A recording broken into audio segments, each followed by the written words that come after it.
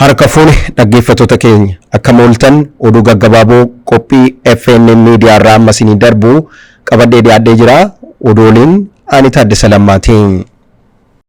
Naannoo kibbaa godina Guraagee magaalaa Walqixxeetti rakkoo dhiyeessa bishaaniin jiroota mudateen furmaanni akka isaaniif kennamu namoonni hiriira ba'an irratti humnoonni nageenyaa dhukaasa banameen lubbuun namoota darbuun miidhaan qaamaa gahu jiraattonni BBC'tti himaniirani.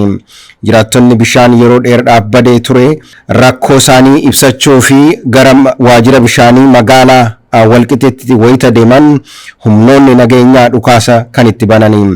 Sababa kanaanis namoonni 3 lubbuun darbu jiraattonni magaalichaa BBC'tti himaniiru. Namoonni 5 keessaa immoo miidhaan guddaan irra gahuu isaanii beekamee jira. Atileet Lammeechaa Girmaa fiigicha meetira 3,000 riikardii waggaa 25 cabseera. Atileetiin Itoophiyaa Lammeechaa Girmaa fiigicha mana keessaa meetira 3,000 Faransaayitti geggeeffame Meeting Hills de Francis Pas Delicious jedhamu riikardii waggoota 25 cabsee injifate. Lammeechaan Olompikii Tookiyoo irratti fiigicha gufachiisaa meetira 3,000 lammaffaa bahee xumuruusaa beekama.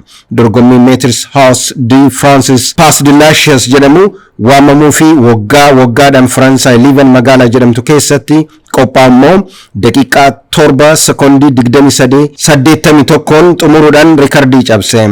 Riikardiin kanaan dura galmaa'ee daqiiqaa 7 fi sekoondii 24.90 yoo ta'u atileetiin lammii Keeniyaa Daani'eel Koomeentu bara 1998 Budaapestitti galmeesse.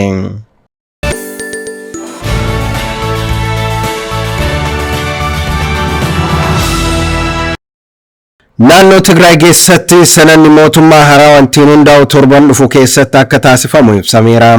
Sanada bulchiinsa mootummaa yeroo hundeessuudhaaf gargaaru marii paartilee siyaasaa qaamolee hawaasaa fi garaagaraa waliin taasisuun qopheessaan koree kana ibseera.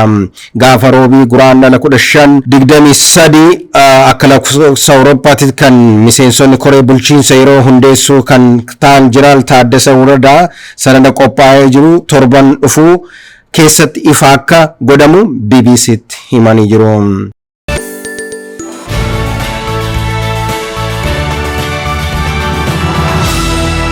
Oduu biyya alaarraa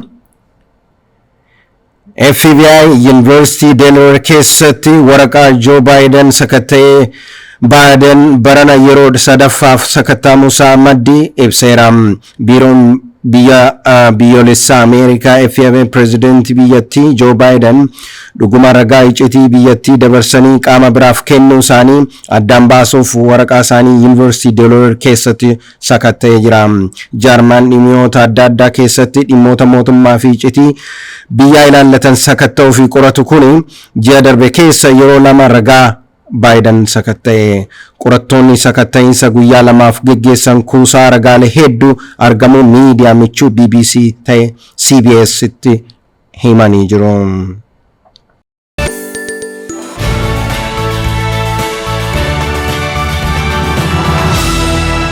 Dhumarratti namni Ameerikaa waggaatti 28 booda hidhamaa ture keessaa ba'ee jira.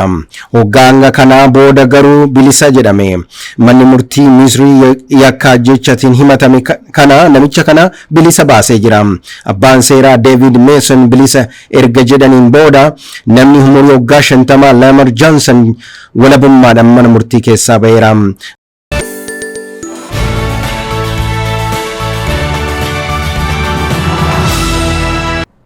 Egaa hordoftoota keenya qophiin har'aaf qabanne asirratti xumurree jirra. Kan biraatiin hanga walitti deebinutti turtii gaarii isiniin jedha.